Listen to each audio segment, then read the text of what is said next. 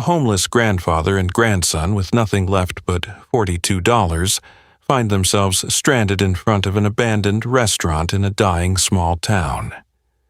They never planned to stay. They were just looking for shelter. But what this homeless grandfather and grandson discover inside that forgotten diner, dusty booths, a silent jukebox, and memories buried in the walls will change their lives forever. Subscribe for more powerful stories of second chances and tell us in the comments where you're watching from. The old pickup didn't die all at once. It shuddered, coughed, and then rolled to a tired stop just past the crooked wooden sign that read, "Welcome to Briar Glen. Estens mil och 891." Henry Whitaker kept his hands resting on the steering wheel long after the engine went silent. At 74, his hands were thick with calluses and spotted with age. Hands that had built houses, barns, porches, a whole life. Really, now they had nothing left to build. Beside him sat his 14-year-old grandson, Mason. The boy's hoodie was too thin for November in North Carolina, but he didn't complain. Mason hadn't complained since the bank took the house. Since the hospital bills from his grandmother's cancer drained what little savings Henry had. Since temporary hardship became, "We're out of options."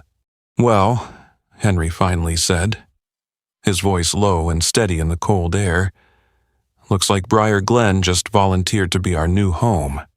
Mason looked at the quiet main street ahead, boarded windows, faded brick buildings, a diner sign hanging crooked like it had given up trying. "How much money we got left, Grandpa?" Henry reached into his coat pocket and counted without looking. $42. The wind moved through town like a whisper. They didn't know it yet. But this broken place was about to change everything. Henry and Mason didn't mean to find the restaurant. Truth is, they were just walking. When you've run out of money and pride at the same time, walking feels like the only thing you can still afford. Briar Glen's main street was quiet in that heavy, afternoon way small towns get when there's nowhere left to hurry to. A hardware store with dusty windows, a barber shop that hadn't seen a customer in hours, a church with chipped white paint and a bell that probably hadn't rung in years. And then they saw it.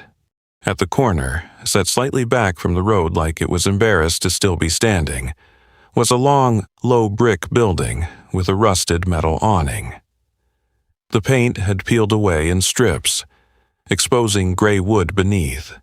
The windows were boarded up, but one board hung loose, swaying gently in the wind. Above the door, barely visible under decades of grime, was a faded sign, "Magnolia Grill." Mason stopped walking. Henry did too. There's a way a builder looks at a structure, not at what it is, but at what it used to be, at what it could be again. "The bones look solid," Henry muttered, almost to himself. Mason glanced at him. "Grandpa, we don't even have gas money. Why are you looking at it like that?" Henry didn't answer right away. He stepped closer, pressing a hand against the brick wall. It was cold, but steady, strong. The foundation hadn't shifted. The roof sagged slightly in the center, but not dangerously. The building wasn't dead. It was waiting. "You ever been inside a real small-town diner before?" Henry asked. Mason shrugged. "Not really." Henry smiled faintly. "Your grandmother and I had our first date in one. I ordered meatloaf because I thought it sounded grown up. Couldn't even finish it. I was too nervous." Mason actually laughed. It was the first time Henry had heard that sound in weeks. They circled to the back. The rear door was chained but not locked tightly. Weeds grew through the cracked pavement, brushing against Henry's boots. He crouched, studying the hinges. "Grandpa, I'm not breaking in," Henry said gently. just looking. And he was looking at the lines, the structure, the possibilities. Later that afternoon, they stopped at the only open store in town, a narrow grocery, run by a sharp-eyed woman named Clara Bennett. She studied them the way small-town people do, carefully, but not unkindly. "You two passing through?" she asked. "Our truck passed on before we could," Henry replied. She didn't smile, but her eyes softened. "Not much work here," Clara said. "Factory shut down 15 years ago. Folks either left or learned to make do." Henry hesitated, then nodded toward the corner. "That old Magnolia Grill, who owns it?" Clara's eyebrows lifted slightly. "Been closed since '92. Belonged to the Caldwell family. Daughter moved to Arizona. No one's touched it in decades." She paused. "You thinking about it?" Henry looked down at the counter, embarrassed by how foolish hope sounded when spoken aloud. "No, ma'am. Just wondering." Clara studied him for a long moment. Then she reached under the register and pulled out a folded piece of paper. "That's Rebecca Caldwell's number. She don't care much about the place anymore. Been trying to sell it for years. No one's interested." Henry took the paper like it was fragile. That night, they slept in the truck behind the diner. The November cold crept in through every crack. Mason pulled his jacket tighter. "Grandpa," he whispered into the darkness. "What are we doing?" Henry stared at the ceiling of the cab. "I don't know yet." Silence stretched between them. Then Henry said something he hadn't admitted out loud before. "When your grandma got sick, I sold everything trying to save her. I don't regret that, not for a second. But I kept thinking I'd fix it afterward. I've always fixed things. That's what I do." Mason turned slightly. "But some things," Henry continued softly, "you can't repair with tools." Outside, the diner stood in the moonlight, silent and forgotten. The next morning, Henry borrowed Clara's phone and made the call. Rebecca Caldwell sounded surprised that anyone even remembered the place. "You're not planning to trash it, are you?" she asked. "No, ma'am," Henry said. "I'm a carpenter. Was one for 50 years. I just need somewhere dry to sleep for a few nights. I'll keep it secure." There was a long pause on the other end. "Well," she sighed, "I suppose it's better than it rotting alone. The spare keys with Pastor Lewis at the church. Tell him I said it's fine." When Henry hung up, his hand trembled. Mason stared at him. "You serious?" Henry nodded once. They walked to the church. Pastor Lewis, a tall man with silver hair and tired but kind eyes, handed over the keyring after a brief phone confirmation.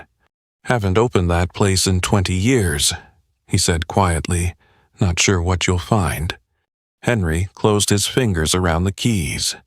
"We'll find something," he said. The metal door groaned when it finally opened. Dust swirled in the thin shafts of light breaking through cracks in the boards. Red vinyl booths lined the walls. A long counter stretched across the room. The air smelled like time itself, stale grease, old wood, forgotten mornings. Mason stood frozen in the doorway. "This is where we're staying." Henry stepped inside slowly, eyes scanning, measuring, imagining. "No," he said quietly. "This is where we start." And for the first time in months, the word "start" didn't feel like a lie. The first night inside Magnolia Grill was colder than the truck had been. Dust clung to everything. The air tasted like old grease and years that had settled without moving.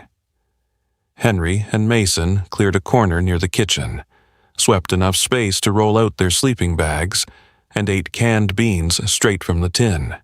It wasn't much, but it was dry. At dawn, Henry woke before Mason. Habit. Builders don't sleep late. He stood in the quiet diner and let his eyes adjust to the pale light sneaking through the cracks in the boards. For a moment, he just listened. Silence has a weight when a place has been empty too long. He walked behind the counter, fingers brushing across the worn laminate. Opened drawers, rusted utensils, old order pads, a calendar still hanging on October 1992, frozen in time like no one had the heart to turn the page. And then he saw it. In the far corner, half hidden beneath a torn plastic tarp, stood an old jukebox, chrome dulled with age, colored glass panels clouded by dust, but intact. "Mason," Henry called softly. The boy shuffled over, hair sticking up, hoodie sleeves pulled over his hands. "No way." Mason breathed. "Is that real?" Henry knelt slowly, like he was approaching something sacred. He wiped a circle in the dust with his sleeve, revealing the brand name. "Rock-Ola," he murmured. "Haven't seen one in 40 years. Does it work?" Henry gave a small, tired smile. "Let's find out." They dragged it carefully away from the wall. Henry unplugged the frayed cord, checked the wiring, examined the back panel. Years of dirt. Corroded contacts. A drive belt that had turned brittle and snapped. Mason watched every move. "You think you can fix it?" Henry hesitated. "I don't know," he admitted, "but I know how to try." That was something. They worked most of the morning. Henry cleaning contacts with sandpaper he found in his old toolbox. Mason wiping down records one by one, reading song titles out loud like they were artifacts in a museum. Elvis, Patsy Cline, Sam Cooke, songs older than Mason by half a century. Around noon, Henry found a rubber belt in a storage drawer, miraculously sealed in plastic. Wrong size, but close enough. He adjusted the tension manually, hands steady despite the tremor of age. "Okay," he said finally. They stood there, side by side. Henry plugged it in. Nothing. Mason's shoulders dropped. Henry adjusted the cord, checked the outlet, flipped the switch again. A faint hum. Then silence. "Dead," Mason whispered. Henry leaned closer, tapping the motor gently with the handle of a screwdriver. "Come on now," he muttered under his breath. "You've got one more song in you." The motor clicked. Word. The mechanical arm jerked once, twice, then slid sideways with a metallic scrape. Both of them froze. A record lifted slowly, carefully, like it hadn't moved in decades. The needle dropped. Static filled the room. Then, what a wonderful world. Louis Armstrong's gravelly voice cracked through the dusty air. It wasn't perfect. The sound scratched and wavered. But it was music. Real music. Filling a room that hadn't heard anything but wind in 30 years. Mason's mouth fell open. Henry felt something inside his chest loosen that had been tight since the day the bank changed the locks on his house. The music swelled, and something else happened. The front door creaked open. Henry turned. An elderly woman stood just inside the entrance, hand pressed to her mouth. "I heard it," she whispered, from across the street. Her name was Evelyn Harper, 79 years old. Lived alone in the White House with blue shutters. "That song," she said, eyes shining. "My husband asked me to dance to that right over there." She pointed toward the center of the dining room. 1968, right after he came home from Vietnam. The record spun. Without another word, Evelyn stepped forward and began to sway gently in the middle of the empty diner. Just her, and the music. Henry felt his throat tighten. Mason stood still, watching like he was witnessing something holy. When the song ended, Evelyn wiped her eyes. "Play another," she said softly. Henry pressed a different button. This time, Patsy Cline. By the second verse, 2 more people had stepped inside. By the third song, there were 7. Word travels fast in towns that don't have much else to talk about. Clara, from the grocery store, came, Pastor Lewis, an older man with a veteran's cap. They stood around the jukebox like it was a miracle. Because in a way, it was. The music didn't just fill the room. It filled something in them. This place used to be packed every Friday night. Clara said quietly. You couldn't find a seat. Feels like it again, Pastor Lewis murmured. Henry leaned against the counter, watching strangers smile at each other like neighbors for the first time in years. They hadn't fixed the roof. They hadn't repaired the booths. They hadn't made a single dollar. But they had brought back a heartbeat. Mesa stepped beside him. Grandpa, he said, voice barely above a whisper. Yeah. What if we didn't just sleep here? Henry didn't answer right away. Across the room, Evelyn laughed softly as another song began. 2 veterans clapped in rhythm. Clara wiped down a booth like she couldn't help herself. Henry looked at the dusty kitchen, at the counter, at the space waiting to matter again, and for the first time, the idea didn't feel foolish. It felt possible. Let's see what happens, Henry said.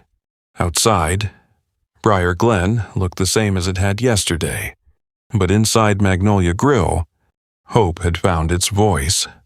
That night, after the music faded and the last neighbor drifted back across the street, Magnolia Grill felt different, not less broken, just less empty.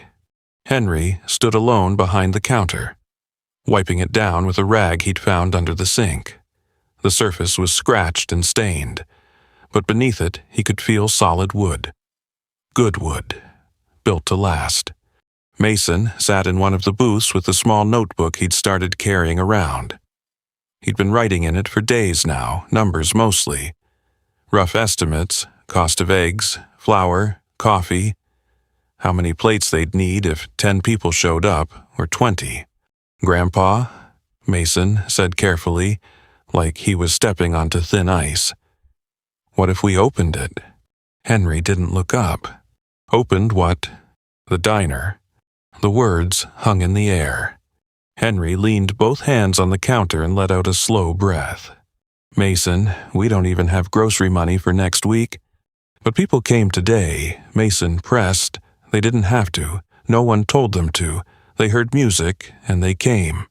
Henry walked around the counter and slid into the booth across from him. You know why that music mattered? Henry asked gently.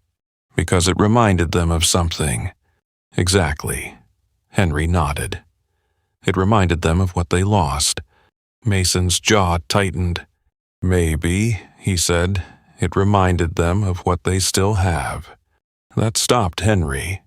The boy's eyes weren't naive. They weren't reckless. They were steady. I've been thinking. Mason continued. We don't need a full menu. Just breakfast, eggs, toast, pancakes, coffee. Simple stuff. Henry almost smiled. You ever run a restaurant before? No, but you've built houses your whole life. You know how to fix this place. Henry looked around slowly. He could already see what needed doing. Hinges replaced, windows resealed, pipes checked, griddle tested. A dozen small repairs he knew how to handle. And that was the problem. He knew how to build things, but he also knew what it felt like to lose them. Mason, he said quietly, when I sold the house to pay your grandma's medical bills, I told myself I'd rebuild, that I'd start again. I've always started again. He swallowed. And every time I started again, I believed it would hold. Mason didn't speak. I put everything into that last construction job. Henry continued. Invested in new equipment. Hired 2 men who trusted me. Then the contracts dried up. 1 bad season. 1 mistake. And it all collapsed. The diner creaked softly in the night wind. "I can't fail you again," Henry said, barely above a whisper. Mason leaned forward. "You didn't fail me. I lost everything. You loved Grandma until the last second. You stayed. Oh, you fought for her. You taught me how to work, how to fix things, how to show up." Mason's voice cracked just slightly. "You think I care about a house more than that?" Henry looked down at his hands. The calluses were still there, but so was the doubt. "I'm scared," Henry admitted. "I know," Mason said. Silence settled between them, not heavy this time, but honest. Across the room, the jukebox sat quiet, chrome catching the dim light from the street lamp outside.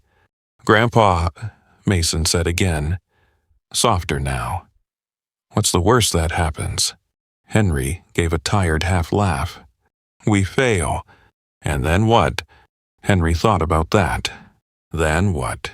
They were already sleeping on the floor of an abandoned diner. They had $42 and 2 backpacks. There wasn't much lower to fall. "We'd have tried," Mason said, instead of just waiting. The word waiting hit harder than Henry expected. He'd been waiting for months, waiting for the phone to ring with work, waiting for the grief to hurt less, waiting for something to fix itself. But nothing ever does. You either build it, or it stays broken. Henry stood slowly and walked into the kitchen. He turned the knobs on the old stove experimentally. It hissed once before lighting. Still worked. He opened cabinets, found old pans, checked the plumbing. The pipes groaned but held. He walked back out to the dining room. "If we do this," he said carefully, "it's small. 3 days a week, breakfast only. No debt, no loans." Mason's eyes lit up. "And we do it right." "Right," Mason echoed. "And if it doesn't work," Henry added. "We'll know we tried," Mason finished. Henry studied his grandson. 14 years old. Should have been worried about homework and baseball practice. Instead, he was calculating food costs and rebuilding a dead diner with his grandfather. "You're braver than I was at your age," Henry said quietly. Mason shook his head. "I just don't want to leave another place without trying." That did it. Henry felt something inside him shift, not to the disappearance of fear, but space beside it. He walked over to the jukebox and pressed a button. Elvis this time. Music rolled softly through the room. Henry extended his hand across the booth table. "All right," he said. Mason stared at him. "We'll open it." For a second, Mason just blinked. Then he grabbed his grandfather's hand. And in that nearly forgotten diner, under flickering lights and cracked vinyl booths, 2 homeless souls made a decision that would change more than just their own lives. They weren't certain. They weren't ready. But they were no longer waiting. The decision changed the air inside Magnolia Grill. It wasn't louder, it wasn't brighter, but it felt alive. The next morning, Henry was up before sunrise, sleeves rolled, toolbox open on the counter. Mason had already started a list, legal pads filled with careful handwriting. "Supplies," Mason said, tapping his pen. "Flour, eggs, coffee, butter, syrup, basic stuff." Henry nodded, tightening a loose hinge on the kitchen door. "We start small," he reminded him. "No fancy menu, no promises we can't keep." By noon, word had spread. Not because they advertised, but because small towns breathe news like oxygen. Clara from the grocery store was the first to walk in. "You serious about this?" she asked. Arms crossed but eyes curious. "Yes, ma'am," Henry said. She looked around at the half-cleaned booths, the dust still clinging to window frames. "You'll need supplies." "We don't have credit," Mason admitted. Clara studied the boy for a long moment. "You do now," she said simply. Pay me when you can." Henry opened his mouth to protest. She lifted a hand. "Don't insult me. This town's been dying slow for 15 years. Maybe it's time it tried something different." That afternoon, Pastor Lewis showed up with a ladder and 2 cans of paint. "Leftover from the church renovation," he said. "Figured these walls could use forgiveness." By evening, 3 more people had wandered in. Mr. Donnelly, a retired mechanic, examined the plumbing without being asked. "I've seen worse," he muttered. "We'll make it hold." Evelyn returned with a box of plates wrapped in newspaper. "They were my wedding set," she said softly. "Haven't used them since Robert passed. Dishes shouldn't sit in cabinets. They're meant to hear laughter." Henry took the box like it weighed more than porcelain. Mason stood in the center of the diner, watching strangers scrub counters and wash windows like they were reclaiming something stolen. "Grandpa," he whispered. Henry knew what he was thinking. It wasn't charity. It was ownership. Not legal ownership. Something deeper. The following Sunday, after church, nearly 20 people came through the doors. Some brought tools. Others brought stories. A few brought nothing but hands willing to work. The jukebox played while ladders moved and rags wiped away 30 years of silence. Henry found himself teaching again. "Measure twice," he told a teenage boy holding a level. "Cut once. Don't rush it." The boy nodded, serious. Mason worked beside Clara at a folding table, calculating projected costs. "If we serve 40 plates each morning," he murmured, pencil scratching, "at $6 a plate." "You're thinking like a businessman," Clara said. "I'm thinking like someone who doesn't want to end up in a truck again," Mason replied quietly. Clara didn't answer. She just squeezed his shoulder. 3 days later, the windows were clear. The counter gleamed. The booths, patched and restuffed, looked like they remembered how to welcome people. Henry stood back, hands on hips. "It almost looks like it belongs to this decade," Pastor Lewis joked. Mason chalked a menu board carefully. Breakfast. Only eggs. $4. Pancakes. $5. Biscuits and gravy. $6. Coffee. $1. Simple. Honest. Affordable. When they finally set a date, December 3rd, 2 weeks away, the diner fell quiet for a moment. It was real now. Excitement buzzed through the room, but Henry felt something else beneath it. Fear. That night, after everyone left, he sat alone at the counter. The building no longer felt abandoned. It felt expectant. Mason came out of the kitchen, wiping flour from his hands. "You okay?" Henry nodded slowly. "It's one thing to fix a jukebox," he said. "It's another to promise people something." "We're not promising perfection," Mason replied. "Just breakfast." Henry almost smiled. Through the front window, he could see Evelyn across the street, watching the lit interior like it was a candle in the dark. "She hasn't turned her porch light off since we opened those boards," Mason said softly. Henry followed his gaze. He realized then this wasn't about pancakes or profit. It was about giving people a reason to walk towards something instead of away from it. 2 days before opening, a local high school student came by with a camera. "Can I take pictures?" she asked, "for the town Facebook page." "Sure," Mason said, suddenly shy.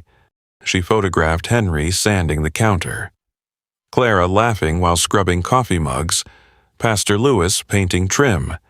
By evening, the post had been shared over 100 times. Former residents commented, "I had my first job there. My parents met at Magnolia Grill. Wish I could be there opening day." Henry read the messages slowly. People remembered. That mattered. The night before opening, Henry couldn't sleep. He stood in the center of the diner, lights off except for the glow above the counter. He imagined it full. Voices, plates clinking, coffee pouring, He imagined it empty. Silence again. He felt the old fear rising. What if no one came? What if this hope was just borrowed time? Behind him, Mason's voice broke the quiet. They'll come. Henry didn't turn around. How do you know? Because they already have. And in that simple truth, Henry found just enough courage to believe. 3 days before opening, the air inside Magnolia Grill shifted. Not in a way you could see, but you could feel it. Henry was repainting the trim around the front windows when a dark sedan pulled up to the curb. It didn't belong in Briar Glen. Too polished, too deliberate. A man stepped out wearing a pressed coat and carrying a leather briefcase. He didn't look around like a visitor. He looked around like an owner. Henry Whitaker, the man called. Henry climbed down from the ladder slowly. That's me. My name is Thomas Caldwell. He extended a hand. Henry didn't immediately take. My mother used to own this property. Used to. Henry felt something tighten in his chest. I live in Denver now. Thomas continued. The estate paperwork was finalized last month. The building legally transferred to me. Mason had stepped outside by then. He stood just behind his grandfather. We spoke to your Aunt Rebecca, Mason said carefully. She gave us permission to stay. Thomas nodded once. She thought she still had the authority. She didn't. The words landed heavy. I'm selling the property, Thomas said plainly. A regional chain is interested. They want to tear it down and build a convenience store. Henry didn't realize he'd gripped the paintbrush so tightly until bristles bent in his fist. When he asked, contract closes in 30 days. 30 days. All the paint, the borrowed dishes, the chalkboard menu, the faith people had poured into this place, all sitting on land that wasn't theirs. You'll need to vacate before closing, Thomas added. I'm sorry. He sounded sincere. That somehow made it worse. After he left, Henry stood staring at the empty street. Mason didn't speak for a long time. Inside, Clara was arranging sugar dispensers. Pastor Lewis was adjusting a light fixture. Evelyn was polishing silverware. They looked up when Henry walked in. He didn't need to say it. They saw it in his face. The room went quiet. A store, Clara whispered. That's what replaces it. Contract's already in motion, Henry said. Mason stepped forward. We still open Friday. All heads turned toward him. Henry looked at his grandson. We don't even know where we'll be in a month. Exactly, Mason said, voice steady but fierce. So we open. Silence again. Then Evelyn straightened her shoulders. He's right, she said softly. We don't cancel joy just because it's temporary. Pastor Lewis nodded slowly. One day is still a day, he said, and sometimes one day changes more than 30 years of silence. Henry felt something breaking inside him. Not anger, not defeat, something deeper. Fear had ruled him since the foreclosure, since the hospital, since every contract collapsed under his hands. He had been building carefully. Small, safe. But here it was again, the possibility of loss. Grandpa, Mason said quietly. Henry looked at him. The boy wasn't afraid. He was ready. We finish what we started, Mason said. Not loud, not dramatic, just certain. That certainty did something Henry hadn't expected. It didn't erase the risk. It made it worth taking. All right, Henry said finally. We open. The next 48 hours became a blur. Word spread faster this time, not with excitement, but urgency. Magnolia Grill might be torn down. Opening day could be its last day. People arrived with renewed intensity. Mr. Donnelly fixed the back door without being asked. Clara doubled the supply order. The high school students stayed late, stringing warm white lights across the ceiling beams. Evelyn placed fresh flowers on every table. Henry worked like a man racing a clock he couldn't see. But something had changed in him. He wasn't building to protect himself anymore. He was building to honor something. The night before opening, Henry sat alone at the counter. The jukebox stood silent. The diner smelled faintly of flour and fresh paint. Mason came and slid into the booth across from him. "You scared?" Mason asked. Henry nodded honestly. "Terrified." Mason smiled slightly. "Me too." They sat with that truth. No pretending this was guaranteed. Henry reached across the table.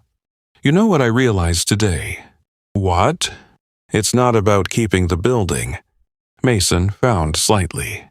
"It's about proving we can build something good, even if it doesn't last." The words surprised Henry as he said them. But they felt right. For the first time since losing everything, he understood something his own father had once told him. "You're not defined by what stays. You're defined by what you're willing to build anyway." Henry stood slowly. "Tomorrow," he said, "we cook like it matters." "It does," Mason replied. Outside, Briar Glen slept under a cold December sky. Inside Magnolia Grill, hope flickered under warm lights. Maybe it would last. Maybe it wouldn't. But for the first time in a long time, Henry wasn't afraid of failing. He was afraid of not trying. And that made all the difference. Opening morning arrived cold and clear.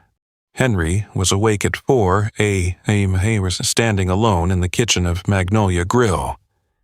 The lights hummed softly overhead, the griddle heated. Coffee brewed in 2 dented metal pots. He rested both hands on the counter and took a slow breath. One day, he whispered to himself. Just one day. Mason came downstairs from the small storage loft they'd been sleeping in, hair still messy, eyes wide but steady. "Ready?" the boy asked. Henry nodded.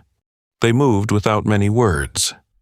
Pancake batter mixed smooth, bacon laid out in neat rows, cinnamon roll dough. Henry's late wife's old recipe rose in warm pans near the stove. At 7:55, Clara flipped the sign on the door from closed to open. For a moment, nothing. Henry felt the old fear creeping in. Then the door opened. Pastor Lewis stepped inside, wearing a suit that looked like it only came out for weddings and funerals. "Morning," he said gently.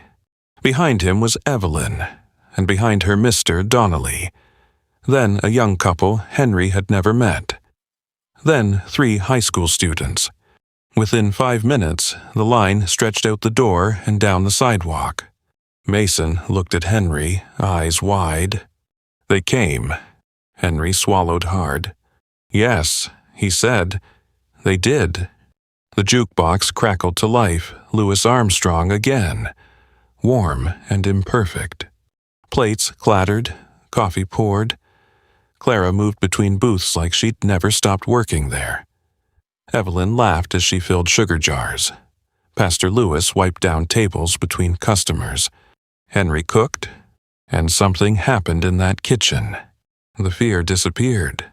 Not because the building was safe, but because the moment was... He flipped pancakes with steady hands. Scrambled eggs soft and golden. Sent out plates one after another, each one made like it mattered. Because it did. By 9:30, every seat was filled. People stood along the walls holding coffee cups. Someone started clapping after the first batch of cinnamon rolls came out. Henry stepped out from behind the counter for just a second. The room was alive. Children laughing. Veterans telling stories at the corner booth. Old friends sitting shoulder to shoulder like time had folded in on itself. He caught Mason's eye across the room. The boy wasn't managing chaos anymore. He was thriving in it. Taking orders, balancing tickets, smiling in a way Henry hadn't seen since before the foreclosure. "This is what it was meant to be," Evelyn whispered as she passed Henry a tray. And then, the door opened again. The room quieted slightly. Thomas Caldwell stood there, the man who owned the building. Henry's stomach tightened. Thomas walked slowly inside, looking around. At the packed booths, at the lights strung across the ceiling, at the jukebox playing softly in the corner. He didn't speak right away. Instead, he took a seat at the counter. Mason poured him coffee without hesitation. "On the house," Mason said politely. Thomas wrapped his hands around the mug and stared at the steam rising. "I didn't understand," he said finally, loud enough for Henry to hear. Henry stepped closer. "Understand what?" Thomas looked around again. "My mother used to talk about this place like it was sacred. I thought she was just being sentimental." He paused. "This isn't just a diner." Henry didn't answer. He didn't need to. Thomas reached into his coat and pulled out a folded envelope. "I met with the chain investors this morning." The room felt suspended in air. "I told them I'm not signing." Silence. Then a collective inhale. "I can't tear this down," Thomas said quietly. "Not after seeing this." Evelyn covered her mouth. Clara leaned against the wall like her knees might give out. "But," Thomas continued, "I also can't afford to keep it empty. I'm a teacher, not a developer." Henry nodded slowly. "So here's what I'm offering," Thomas said. "If the town can raise half of what the chain offered within 6 months, I'll sell it at that price. I'll carry the rest as a low-interest note. Let it belong to the people who love it." For a second, no one moved. Then Pastor Lewis stood. "We'll do it," he said firmly. Clara lifted a glass jar from behind the counter and set it down hard. "Save Magnolia Grill." She wrote on a napkin and taped it to the front. And just like that, money began to drop into the jar. 10s, 20s, 5s, crumbled bills from coat pockets, high school students pooling singles, veterans emptying wallets. It wasn't enough. Not yet. But it was something. Henry felt tears he didn't try to stop. Not because they had won, but because they had tried. Because people were choosing to believe in something together. Mason stepped beside him. "Grandpa," he whispered. Henry nodded, voice thick. "We cook," he said. And they did. Until the last plate was served. Until the last cup of coffee was poured. Until the sun dipped low and the jukebox played one final song. When the doors finally closed that evening, the jars sat heavy on the counter. Not full enough to guarantee anything, but full enough to prove one thing. This town wasn't finished, and neither were they. Henry locked the door and stood beside Mason in the quiet. "We may lose the building," Henry said softly. Mason shook his head. "No," he replied. "We already saved it, and for the first time in years." Henry believed it. 5 months later, Magnolia Grill was still standing. Not because one man saved it. Not because a miracle fell from the sky, but because a group of ordinary people decided they were done watching things disappear. Henry used to believe success meant security. A paid-off house, a steady business, money in the bank. He lost all of that. What he didn't lose, what no foreclosure could take, was his ability to build, not just walls, but belonging. He learned something in that abandoned diner. You are not defined by what collapses in your life. You are defined by what you choose to build after it does. Sometimes the bravest thing a person can do isn't to win. It's to try again knowing it might not last. Because the meaning isn't in permanence. It's in the showing up. If this story touched your heart, share it with someone who needs hope today. Like and subscribe for more stories about second chances. And tell me in the comments, what would you rebuild if you had to start over?